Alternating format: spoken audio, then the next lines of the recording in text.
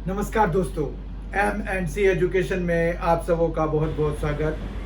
आज के इस वीडियो सेशन में हम क्लास 11 एक चैप्टर जो है हम कंप्लीट करने जा रहे हैं, वो है complex numbers and quadratic equations. Actually इसका एक वीडियो ऑलरेडी आ चुका है और आज ये दूसरा वीडियो है इसका, तो इसमें हम वाइंड अप करेंगे क्योंकि सिलेबस बहुत कम है, तो फटाफट हम वाइंड अप कर लेते हैं। आज के इस सेशन में जो हम करने जा रहे हैं वो है algebra of complex numbers. Algebra of complex numbers में जैसे एडिशन है तो उनकी क्या क्या प्रॉपर्टीज हैं, और मल्टीप्लिकेशन है तो उनकी क्या क्या प्रॉपर्टीज हैं। बस हम एडिशन और मल्टीप्लिकेशन की प्रॉपर्टीज करते हैं अलजेब्रा में, अलजेब्रा ऑफ कॉम्प्लेक्स नंबर्स में वही हम करेंगे। मतलब हम क्या क्या प्रॉपर्टीज जो addition of two complex numbers या multiplication of two complex numbers satisfy करते हैं वो हमें आज के सेशन में देखना है। दूसरा हमें जो देखना है वो है आर्गेंट प्लेन। आर्गेंट प्लेन जो है एक तरह से graphical representation of a complex number है। आपको बताया गया था कि कॉम्प्लेक्स नंबर्स जो है real numbers and imaginary number का सम होता है। तो उसमें जो है अगर हम एक्स एक्सिस को रियल एक्सिस और वाई एक्सिस को इमेजिनरी एक्सिस एज्यूम करें और फिर हम जो पॉइंट कॉम्प्लेक्स नंबर्स को के रिलेटेड पॉइंट्स को हम मार्क कर सकते हैं, तो वो हम मेथड देखेंगे, वो हम मेथोडोलॉजी देखेंगे, वो हम प्रोसीजर देखेंगे कि कैसे हम किसी भी आर्गेंट प्लेन पे, जिस प्लेन पे हम किसी कॉम्प्लेक्स नंबर को रिप्रेजेंट करते हैं उसको हम आर्गेंट प्लेन कहते हैं। तो उसके बारे में हम आज जानकारी हासिल करेंगे। उसके बाद हम फंडामेंटल थ्योरम ऑफ अलजेब्रा पर आएंगे। फंडामेंटल थ्योरम ऑफ अलजेब्रा का स्टेटमेंट आपको इस टर्म 1 एग्जामिनेशन में पूछ सकते हैं कि आखिर उसका क्या सिग्निफिकेंस है। ठीक है, तो उसके बेसिस पर एमसीक्यूज आ सकते हैं। तो फंडामेंटल थ्योरम ऑफ अलजेब्रा का हम स्टेटमेंट देखेंगे। उसके बाद हम solution of quadratic equations with real coefficients in complex numbers देखेंगे। मतलब जो क्वाड्रेटिक इक्वेशंस है जो हम 10th क्लास में छोड़ दिया करते थे ये कह के कि इसका जो है रियल रूट्स पॉसिबल नहीं है, वो वैसे क्वाड्रेटिक इक्वेशंस को हम यहाँ सॉल्व करने का प्रयास करेंगे। ठीक है, तो हम जो है प्रयास क्या मतलब हम एक तरीका देख लेंगे कि कैसे उसको सॉल्व किया जाता है। तो सबसे पहले हम अलजेब्रा ऑफ कॉम्प्लेक्स नंबर्स में एडिशन की प्रॉपर्टीज देखते हैं। ठीक है, उसके बाद हम आर्गेंट प्लेन पर आएंगे। अलजेब्रा ऑफ कॉम्प्लेक्स नंबर्स में हमें जो सबसे पहले है वो है कि प्रॉपर्टीज ऑफ एडिशन हमें देखना है। ठीक है, तो प्रॉपर्टीज ऑफ एडिशन हम देखते हैं।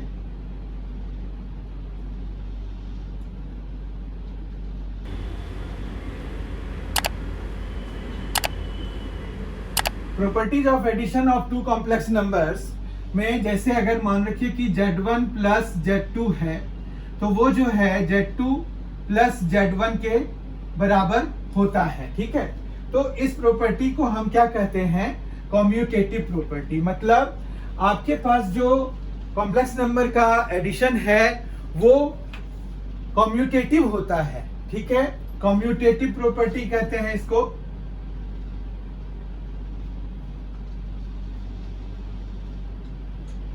या कम्यूटेटिव लॉ कह सकते हैं हम। फिर हमारे पास एक दूसरी प्रॉपर्टी है कि Z1 plus Z2 plus Z3 जो है वो Z1 plus Z2 plus Z3 के बराबर होता है। तो इसमें क्या खास बात है, ये तो होगा ही, लेकिन नहीं, इसमें जो है एक और चीज हमारे पास होती है वो है ब्रैकेट्स। यहाँ पर जो है ये ब्रैकेट्स का पोजीशन आप देखिए, इसमें क्या है कि सेकंड और थर्ड के बीच में ब्रैकेट्स प्लेस्ड हैं, जबकि यहाँ फर्स्ट और सेकंड के बीच में है। अगर फिर भी हमें जो है रिजल्ट लेफ्ट हैंड साइड और राइट हैंड साइड का सेम आता है तो इसका मतलब ये हुआ कि ये एसोसिएटिव लॉ को सेटिस्फाई करता है, और ये वाकई में एसोसिएटिव लॉ को सेटिस्फाई करता है। ठीक है, तो ये एसोसिएटिव भी होते हैं। कौन? जो addition of two complex numbers हैं वो एसोसिएटिव लॉ को भी सेटिस्फाई करता है, ठीक है। उसके बाद हमारे पास Z1 प्लस 0 जो है वो 0 प्लस Z1 और फाइनली वो Z1 के बराबर होता है। तो हम यहाँ पर 0 को क्या कह देते हैं, एडिटिव आइडेंटिटी कह देते हैं, ठीक है। तो यहाँ पर एडिटिव आइडेंटिटी भी एग्जिस्ट करता है, ये भी हमें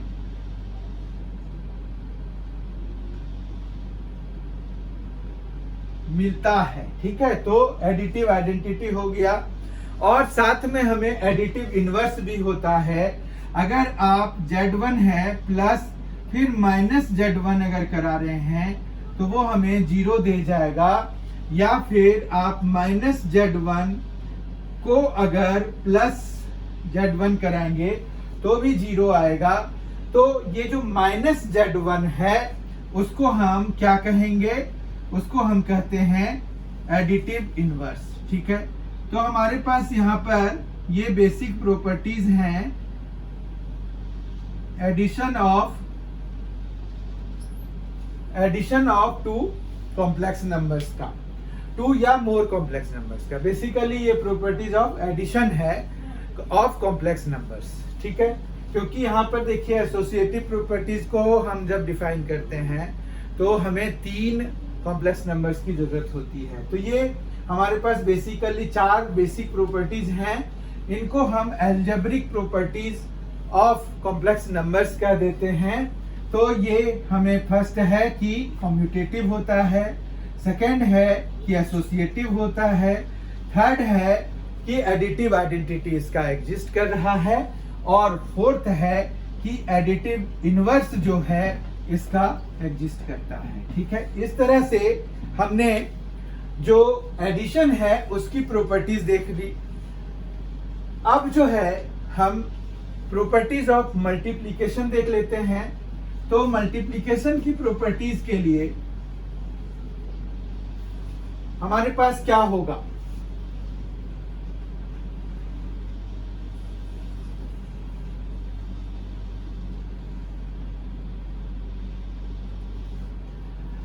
मल्टीप्लिकेशन की प्रॉपर्टीज के लिए हमारे पास कम्यूटेटिव लॉ होगा। तो यहां पर क्या आ जाएगा, यहां पर प्लस की जगह पे इनटू आ जाएगा, ठीक है। यहां पर भी इनटू आ जाएगा। तो क्या ये सही है, तो बिल्कुल सही है। ये हमारे पास जो मल्टीप्लिकेशन है कॉम्प्लेक्स नंबर्स का वो कम्यूटेटिव होता है, ठीक है। उसके बाद हमें ये पता करना है कि क्या ये एसोसिएटिव भी होता है। तो ये बिल्कुल एसोसिएटिव भी होता है। तो हम जो है यहाँ पर कॉम्प्लेक्स नंबर्स के प्रोडक्ट को एसोसिएटिव भी मानेंगे, या होता है ये एक फैक्ट बात है। फिर हमारे पास आता है कि क्या इसका कोई आइडेंटिटी मतलब मल्टीप्लिकेटिव आइडेंटिटी एग्जिस्ट करता है, तो बिल्कुल करता है। अगर आप किसी कॉम्प्लेक्स नंबर को 1 से मल्टीप्लाई कराएंगे ना तो वही कॉम्प्लेक्स नंबर मिल जाता है हमें। तो इसका मतलब है कि 1 जो है वो क्या है, मल्टीप्लिकेटिव आइडेंटिटी है, ठीक है। तो आपको मल्टीप्लिकेटिव आइडेंटिटी भी एग्जिस्ट करता है। तो यहां पर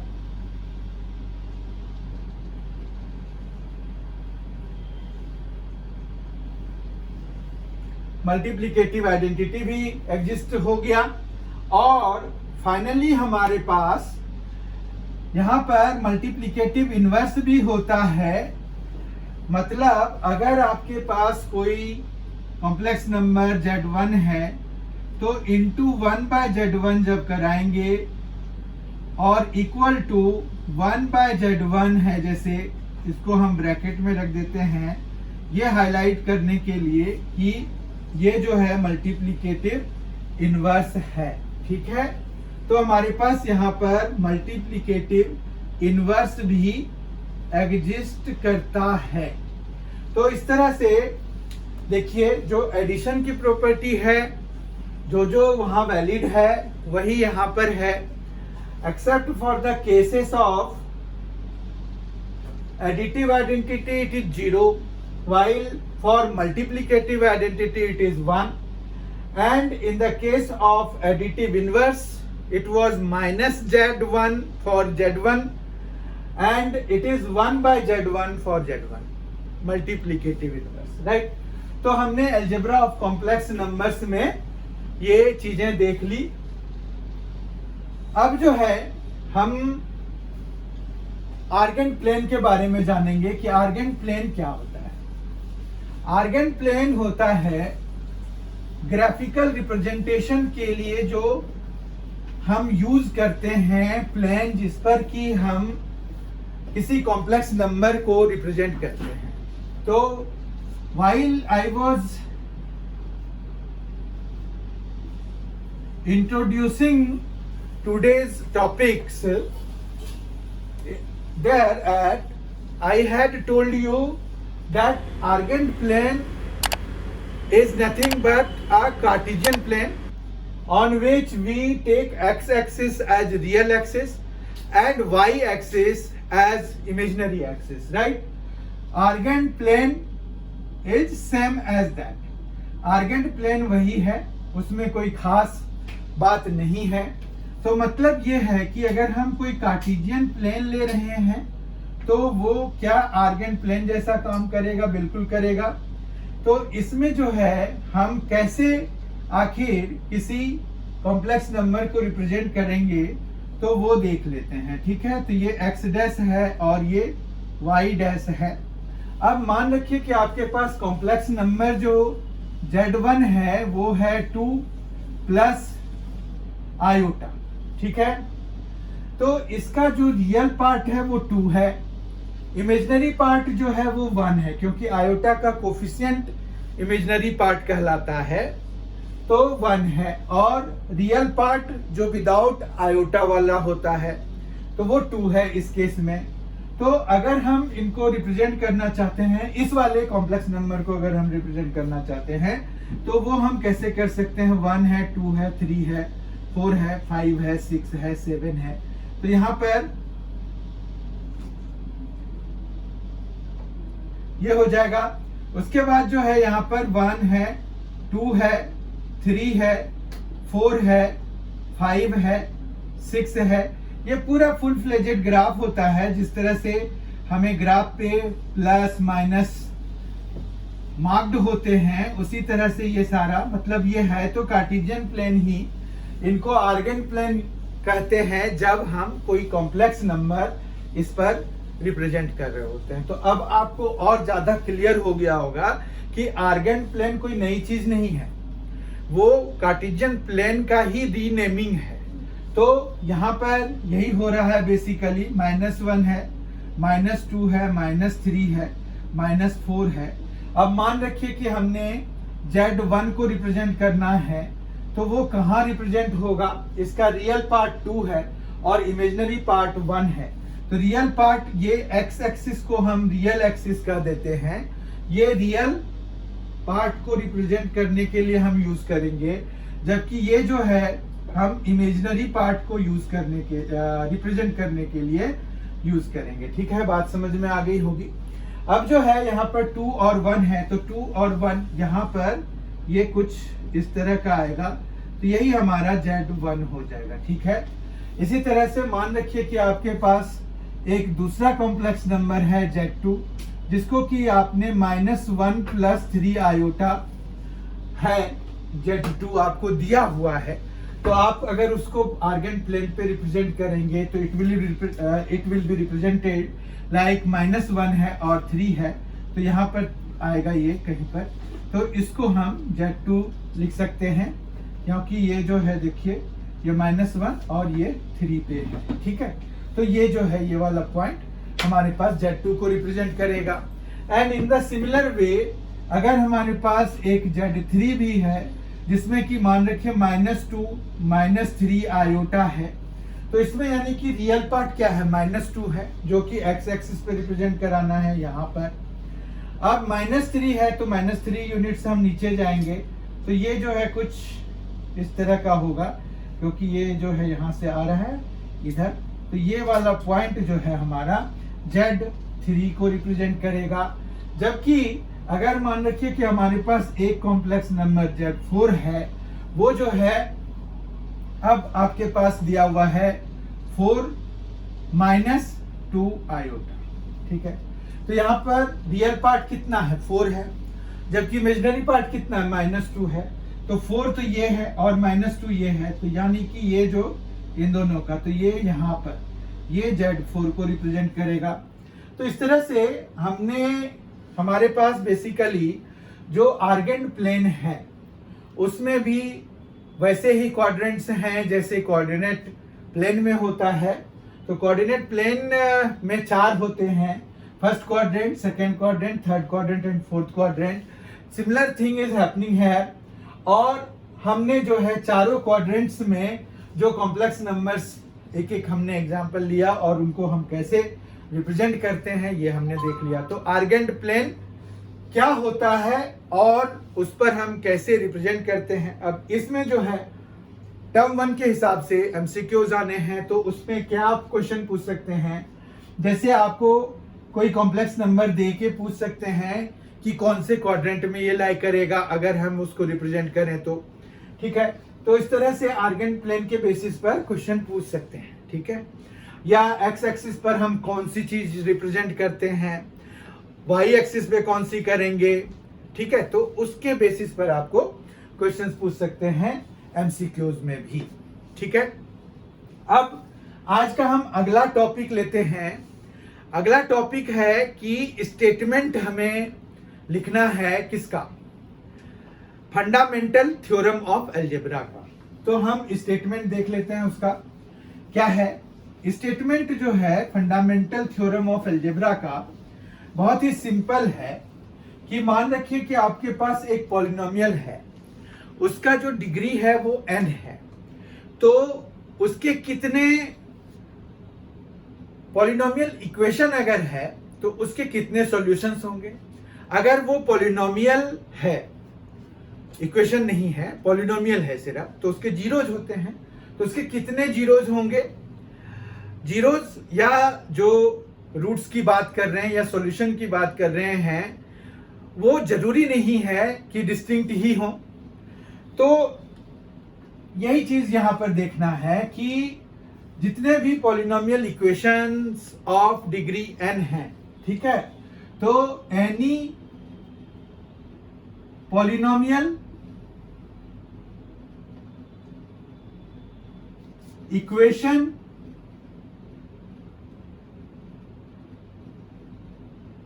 of degree n must have n solutions, ठीक है। यही है फंडामेंटल थ्योरम ऑफ अलजेब्रा, ठीक है। इसी को सेटिस्फाई कराने के लिए हमें कॉम्प्लेक्स नंबर की जरूरत पड़ी कि अगर किसी का 2 डिग्री है तो हमारे पास जो है उसका सॉल्यूशन जो है 2 होंगे। अगर किसी के 3 हैं तो 3 सॉल्यूशंस होंगे। जैसे मान रखिए कि आपको यहां पर x³ - 1 = 0 दिया हुआ है, x³ - 1 = 0 दिया हुआ है, तो ये इसकी डिग्री कितनी है, डिग्री है 3। तो यहां पर जो है इसके नंबर ऑफ सॉल्यूशंस भी 3 होने चाहिए। तो हम देखते हैं इसको, अगर हम सॉल्व करने का प्रयास करते हैं, देखते हैं कि इसके 3 सॉल्यूशंस हो भी रहे हैं कि नहीं। तो यहां पर जैसे x³ - 1 है, तो हम जो है x³ इसको 1³ लिख सकते हैं, ठीक है। अब जो है इसको हम लिख सकते हैं x - 1 × x² + x + 1 = 0, ठीक है। अब अगर आप यहां पर ध्यान से देखिए तो इस वाले फैक्टर को अगर हम =0 कराएंगे तो हमें x = 1 मिल जाएगा। यहां तक तो कोई दिक्कत नहीं है। अब दिक्कत यहां पर है कि x² + x + 1 = 0। इसको हम सॉल्व करेंगे क्योंकि एक सॉल्यूशन तो हमें मिल चुका है। अब बाकी दो सॉल्यूशंस इधर से आएंगे, क्योंकि ये थ्योरी ऑफ जो फंडामेंटल थ्योरम ऑफ अलजेब्रा है उसके हिसाब से any polynomial equation of degree n must have n solutions. तो उसके लिए एक तो हमें ये मिल ही गया है, दूसरा और तीसरा हमें यहां से मिलेगा। ठीक है, तो ये हमें सॉल्व करने के लिए जो है कॉम्प्लेक्स नंबर की जरूरत पड़ी, क्योंकि जब आप इसको सॉल्व करेंगे यूजिंग फॉर्मूला, मान रखिए हम कर रहे हैं क्वाड्रेटिक फॉर्मूला एक होता है ना हमें सॉल्व करने के लिए, तो वही हम यूज कर रहे हैं। तो वो होता है -b, फिर होता है plus minus root under of b square minus 4ac, ठीक है, और अपॉन में होता है 2a। कोई दिक्कत नहीं है। अब यहाँ -b कितना है 1 है, तो ये आ जाएगा -1 plus minus root under of b square यानी कि 1 स्क्वायर माइनस 4, a है 1, एक्चुअली a b c तीनों 1 1 1 ही है, तो a और c ये 1 1 हो गए, रूट अंडर डालेंगे 2 और इनटू में 1 आ जाएगा। ठीक है, इस तरह से इसको जब हम सॉल्व करते हैं तो हमें -1 प्लस माइनस यहाँ पर आ रहा है root under of 1 minus 4 upon में आ रहा है 2, जो कि आ रहा है -1 plus minus root under of -3 और अपॉन में 2। ठीक है, अब यही रूट अंडर ऑफ -3 जो आ रहा है ना, इसकी वजह से ये एक कॉम्प्लेक्स रूट बन गया। अब जो है इसमें हम -1 प्लस माइनस आयोटा रूट 3 लिखते हैं। लास्ट क्लास में हमने सीखा था कि कैसे हम, जैसे रूट अंडर ऑफ -3 है तो उसको हम आयोटा और रूट 3 के टर्म में चेंज करते हैं। ठीक है, तो ये हमने एक तरह से कॉम्प्लेक्स नंबर को कॉम्प्लेक्स पॉलिनोमियल, जो पॉलिनोमियल इक्वेशन है उसमें जो क्वाड्रेटिक इक्वेशन था उसके कॉम्प्लेक्स रूट्स निकाले, कॉम्प्लेक्स सॉल्यूशंस निकाले। और यहाँ पर कितने सॉल्यूशंस हैं अगर आप देखिए तो -1 प्लस आयोटा रूट 3/2 एक है, दूसरा -1 माइनस आयोटा रूट 3/2 दूसरा है। ठीक है, तो इस तरह से एक और ये 2, तो 3 आ गए, जो कि हमें फंडामेंटल थ्योरम ऑफ अलजेब्रा को सेटिस्फाई कर रहा है। ठीक है, तो बेसिक बात यह है कि जब आपको कोई ऐसा क्वाड्रेटिक इक्वेशन मिलता है, जो कि हमारा आज का लास्ट टॉपिक है, 4th टॉपिक है, जो हमें करना है वो ये है कि अगर हमें कोई कॉम्प्लेक्स नंबर ऐसा मिलता है जिसका कि जो डिस्क्रिमिनेंट है वो नेगेटिव है, तो इसका मतलब है कि उसके क्या होंगे, कॉम्प्लेक्स जीरोज होंगे, कॉम्प्लेक्स रूट्स होंगे अगर कोई क्वाड्रेटिक इक्वेशन है तो। ठीक है, तो अगर मान रखिए कि हमने कुछ इस तरह से किया कि 10x square plus 4x minus 3 is equal to 0 है। ठीक है, तो यहां पर अगर हम प्लस ले लेते हैं तो ये मान रखिए कि हमारे पास इस तरह से है। अब इसको जब सॉल्व करेंगे हम 10x square plus 4x plus 3 is equal to 0, ये लास्ट टॉपिक आज का हम कर रहे हैं। इसमें हम क्वाड्रेटिक इक्वेशन सॉल्व कर रहे हैं जिसके कि रियल कोफिशिएंट्स हैं लेकिन कॉम्प्लेक्स रूट्स आएंगे। अब इसमें अगर हम d निकालें, जिसको कि हम डिस्क्रिमिनेंट कहते हैं, तो d होता है b स्क्वायर माइनस 4ac। ठीक है, अब b यहाँ पर कितना है 4 है, तो 4 स्क्वायर माइनस 4, a कितना है 10 है और c कितना है 3 है। तो इस तरह से हमारे पास ये आ गया 16 माइनस ये कितना आ रहा है 120 आ रहा है, जो कि हमें -104 दे रहा है। ठीक है, तो ये जो है लेस देन 0 आ रहा है, तो इसका मतलब ये हुआ कि हमें जो है यहाँ पर इमेजिनरी रूट्स या कॉम्प्लेक्स रूट्स मिलने वाले हैं। तो हम जब इसमें सीधा फॉर्मूला लगाएंगे तो वो आ जाएगा x is equal to -b plus minus root under of d upon 2a। ठीक है, यही मेथड आप भी लगाइए। -b मतलब -4 हो जाएगा क्योंकि b 4 है, और plus minus root under of -104 और अपॉन में हमें 2a यानी कि 2 इंटू 10 लेना है। ठीक है, इतना समझ में आ गया होगा। अब जो है यहाँ पर -4 तो ठीक है, ओके। ये -104 के बदले में, तो ये जो माइनस है उसके बदले में आप पहले ही आयोटा निकाल दीजिए। और फिर अब 104 के बारे में सोचिए कि रूट अंडर 104 अगर हमें दिया हुआ है तो वो कैसे निकलेगा। ठीक है, तो रूट अंडर 104 है तो कितना होता है, 26 इंटू 4 होता है इतना, तो 2 तो निकल ही रहा है। ठीक है, 2 हम निकाल ही देते हैं। और रूट अंडर ऑफ 26, क्योंकि 2 इंटू 13 है, उनमें से कुछ भी निकलना है नहीं। ठीक है, और यहां पर जो है 20 हो जाएगा। अब ये 2 हम कॉमन लेके, यहां पर भी 2 है, यहां पर भी 2 है, यहां पर भी 2 है, तो कैंसिल करा देंगे तो हमें आ जाएगा -2 प्लस माइनस आयोटा रूट 36 नहीं है, ये 26 है, आयोटा रूट 26 आएगा। उसके बाद क्या आएगा, उसके बाद आएगा 2a, तो 2 तो कैंसिल करा दिया ना हमने, तो यहाँ पर 10 आ जाएगा। तो आई होप कि ये आपको कैसे सॉल्व करेंगे पता चल गया होगा। तो it is very simple one, आपको ज्यादा कुछ सोचने की जरूरत नहीं है।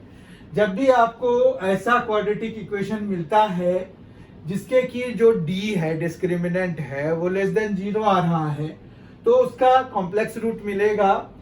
तो यानी कि यहाँ पर जो माइनस आ रहा है ना, उसके बदले आयोटा लगा दीजिए। बाकी इसको कैसे हम प्राइम फैक्टराइजेशन के थ्रू निकाल सकते हैं, जितनी चीजें निकल पाएंगी, जो भी प्राइम फैक्टर्स निकल पाएगा, जितने भी निकल पाएंगे वो सारे निकाल करके हम इसके सॉल्यूशन लिख सकते हैं। तो इस तरह से हमने आज के इस वीडियो सेशन में 4 बहुत ही इंपॉर्टेंट टॉपिक्स डिस्कस किया, और इस तरह से complex numbers and quadratic equations का जो सिलेबस है 2021-22 के लिए, वो भी अभी कंप्लीट हो गया।